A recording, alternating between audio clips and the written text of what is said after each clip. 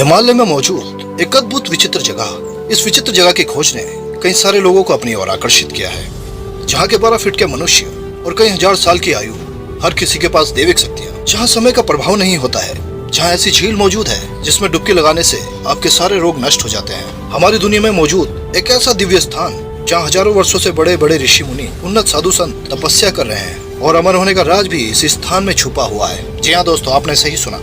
रामायण, महाभारत और वेद पुराणों में भी इस स्थान का वर्णन किया गया है। जब बात हिमालय की आती है तो मानसरोवर, कैलाश और अमरनाथ आदि पवित्र स्थानों की याद आ जाती है। पर इसके अलावा भी हिमालय में कई ऐसे स्थान हैं जो अपने रहस्यों के लिए दुनिया भर में प्रसिद्ध है।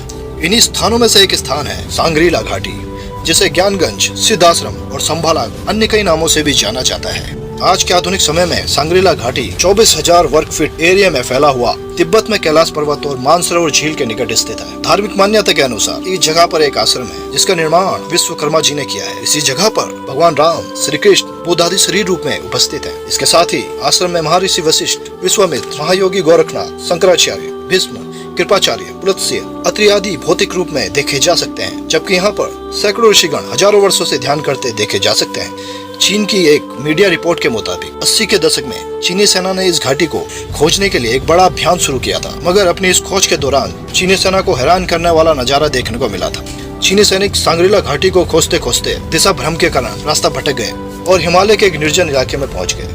वहाँ उनको हजारों वर्ष पुरानी दिव्य गुफाएं मिली। रिपोर्ट के मुताबिक उन प्राचीन गुफाओं में चीनी वैज्ञानिकों को संस्कृत और वैदिक काल के और अन्य भाषाओं में लिखे गुप्त लाखों प्राचीन दस्तावेज मिले। इन दस्तावेजों में गुप्त ज्ञान सहज कर रखा गया था। साथ ही इन प्राचीन गुफाओं की दीवारों पर उन्हें हजारों वर्ष पहले की हिंदू देवी देवताओं की उकेरी हुई तस्वीरें भी देखने को मिली। कहा जाता है कि चीनी सेना गुफाओं से इन प्राचीन दस्तावेजों को ले गई और किसी गुप्त स्थान में इन्हें रख दिया गया। दस्तावेजों के साथ साथ उन्हें वहाँ प्राचीन नरकंकाल भी मिले। इनकी कार्बन डेटिंग से पता चला कि यह करीब 6000 साल पुराने थे। वैज्ञानिकों का मानना था यह कंकाल यहाँ पर तपस्या करने वाले प्राचीन लोगों के हो सकते हैं। चीन को सांग्रीला घाटी तो नहीं मिली, मगर हिमालय की हजारों गुफाओं में छुपे दस्तावेज उनके हाथ लग गए। तब से आज तक चीन कई बार अपनी सेना को सांग्रीला घाटी की खोज में भेज चुका है। सन 1962 के चीन के भारत पर आक्रमण की असली वजह भी यही थी। सन 1962 में ही अरुणाचल प्रदेश में एक बड़े भूभाग को हथियाना उनकी उसी योजना का हिस्सा था। सांग्रीला घाटी भूहीनता और चौथे आयाम से प्रभावित होने के कारण आज तक रहस्यमय बनी हुई है। सांग्रीला घाटी के बारे में एक प्राचीन किताब काल विज्ञान में उल्लेख मिलता है।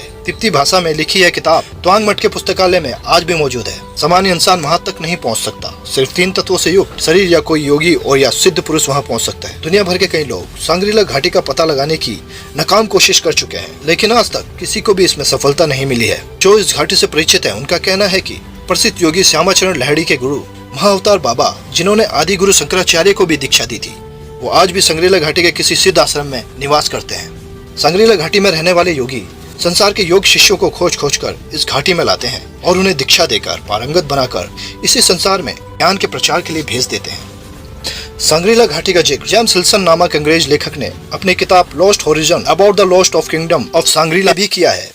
दोस्तों, आप लोग क्या सोचते हैं इस दिव्य स्थान के बारे में? हमें कमेंट में जरूर बताइएगा।